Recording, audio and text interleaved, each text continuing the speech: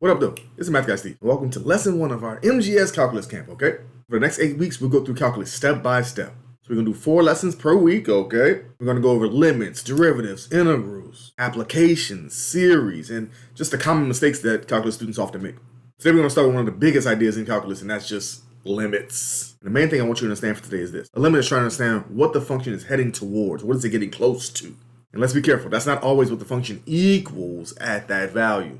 But again, what is it getting close to? Okay, so that's the difference. That's the key I want us to take from this lesson. All right, so today we're going to work through a few examples and then try to bring it all together at the end. All right, so here's our first problem. All right, this one says evaluate the limit as x approaches 2 of x plus 3, right? So one way to evaluate these limits is by just looking at tables.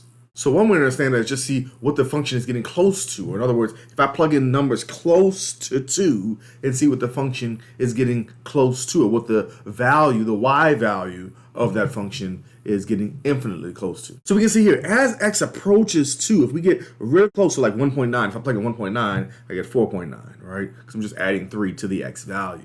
Or here, if I plug in 1.99, I get 4.99. Plug in 1.99, I get 4.9, right? So on the lower end of 2, on the left side of 2, then we're getting really close to, it looks like 5. It seems like 5, right? And then if I go from the other side, right, from the positive side of 2 or the bigger side of 2, then if I plug in 2.1, 5.1. Again, I'm just adding 3 to the x value. Plug in 2.01, 5.01. 2.001, 5.001. So it also looks like it's getting close to 5. So as x gets close to the value 2, the x value 2, then the y value gets infinitely close to 5. Or in other words, we would say the limit as x approaches 2 of x plus 3, we would say this equals 5. Now, that's using a table. Tables can be deceiving at times, right? So we don't want to depend on a table every time. We could look at a graph to visualize it a little bit better. Meaning here's the graph, right, of y equals x plus 3, right? If we come from the left-hand side, as x is approaching 2 from the left-hand side, then the graph, the y value, is approaching 5, right? And similarly, from the right-hand side, as x is approaching, getting close to 2, infinitely close to 2, the y value of the graph is also approaching 5. And so we can say the limit equals 5. Now, again, that's using a graph and using tables. Both of those can be deceiving. So we want to have more strategic or more exact ways to evaluate these limits. So as we can see, sometimes you can directly substitute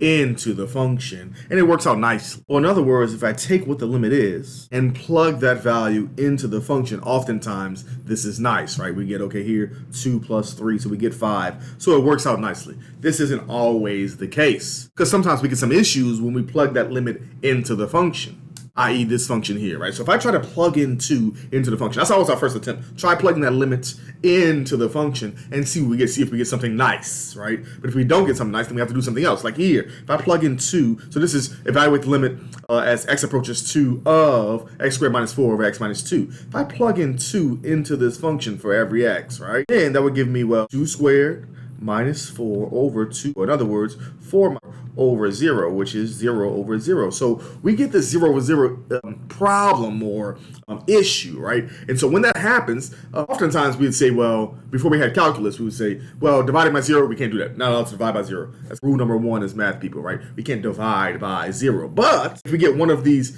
0 over 0, we call that an indeterminate form. If we get one of these indeterminate forms, then we try something else. There's a bunch of indeterminate forms.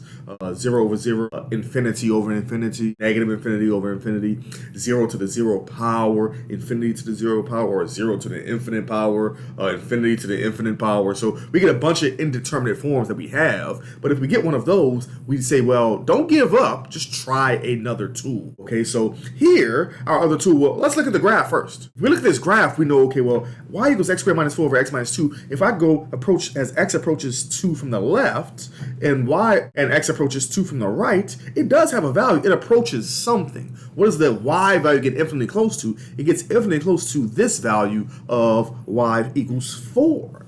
So that's because there's a hole in the graph. Where does that hole come from, or where does it stem from? And that's from, well, there's a factor in the numerator and denominator that cancel.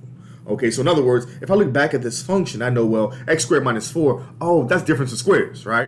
Meaning I can rewrite this as x plus 2 times x minus 2 all over x minus 2. And notice this common factor of x minus 2 cancels. So it's a simplified version of x plus 2, only we know that x cannot equal 2, right? In other words, we have a limitation on the domain, or there's a restriction on the domain. So the function actually looks like just a line of x plus 2, but we know x cannot equal 2 on the function, meaning there's a hole in the graph. It's like someone took a hole punch and just snapped the graph at the value x equals 2, and the y value there is 4. So one of our tools for evaluating limits is, if I get one of these indeterminate forms, try factoring numerator and denominator, see if a common factor cancels. In other words, if I was given the limit as x approaches 2 of x squared minus 4 over x minus 2, and then I plugged in 2 for every x, which gives me 0 over 0, I would say, now that I have an indeterminate form, try one of the two. Our first tool is try factoring numerator and denominator, meaning let's rewrite it as, okay,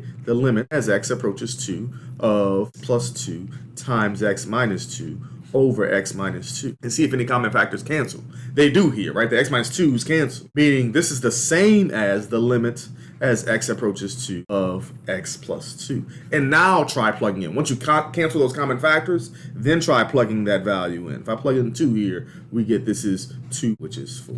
And so once we get that nice value, we know that is the evaluation of the limits. So again, the limit doesn't care what the value is at that x value, is what is it approaching at that x value? What's the y value going to be approaching as we approach that x value from the left and from the right? All right, so let's try another one. So here, this one says evaluate the limit as x approaches 3 of 2x minus 1. So here, again, always try plugging in the limit. If that works, leave it there, right? So if I can plug in 3 into the x value and we get something nice, then we're good to go. Meaning, okay, if I plug in 3, we get 2 times 3 minus 1, which is 6 minus 1, so 5.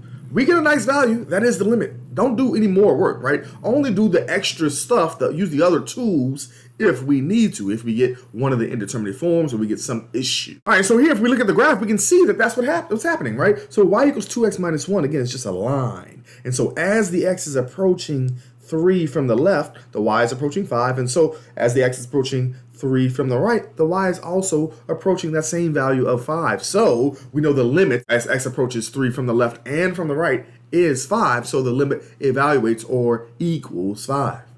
Let's try one more. So here, this one says evaluate the limit as x approaches negative 1 of x squared minus 4. So again, our first attempt is always to try to plug in that, plug it in, plug it. Remember the Glade plug-in commercials? They used to have that where you plug it into the wall and make your whole room smell good. Okay, plug it in, plug. So plug in negative 1. If I plug in negative 1 for the x, do I get any issues? Let's see. So that gives me, okay, negative 1 squared minus 4, which is just 1 minus 4. So we get negative 3. And so we don't get any issues. So that is the limit. Okay, don't overthink it. If I can plug it in, try that first. If I can't plug it in, or if I get some issues, then try another tool. And again, we can look at the graph to verify this, right? So this one again, we're trying to see the graph of y equals x squared minus 4. So as x approaches negative 1 from the left, we see the y value approaches this negative 3. And from the right, as again, it approaches negative 1 from the right, the y value still approaches negative 3. And so we say the limit of this function is negative 3. So for that one, just because we're plugging a negative number doesn't change anything, right? Just be careful with that square thing, right? But again, we're just plugging it in, we're just plugging it in and see if we get some issues. If we do, it's a tool. The last question we have here is a concept check, right? So let's see, what's the difference between the function value and the limits, okay? You should just graph with a whole or removable discontinuity if we want to visualize this example. So also always remember, math is everywhere. So here's an example, right? And that is the function value versus the limit, okay? The limit asks what value is the graph approaching as x is close to 2. So like here, we have the function y equals x plus 2. What is the graph approaching as x gets close to 2? Whereas the function value asks what is the actual y value at x equals 2. So like here, we have a hole and we have a displaced discontinuity, meaning though there's a hole there, the function is valued at a different point. Okay, so we know f of 2 equals 9, but there's a hole at y equals x plus 2. So what is the graph approaching as x approaches 2? The y value is approaching 4. But if I said what is f of 2, when I plug in 2 into the function, then the function is equal to 9. So in this graph, again, the limit as x approaches 2 is 4, but f of 2 is 9. So let's be careful with those things. That's the difference between the function value and the limit. It says what is it approaching? Then the function value says what is it equal to at that x value. So the path tells you the limit, the filled in dot tells you the function value. So that's lesson 1 of our MGS Calculus Camp, okay? Today we focus on what a limit really means, right? How to evaluate some basic limits, and why the function value and the limit aren't always the same thing. In lesson 2, we're going to focus more on that 0 over 0 situation that we talked about earlier, and practice just factoring some limits. So for next lesson, bring your notebook, okay? Keep practicing, and of course, always remember, math is everywhere. Have a good one.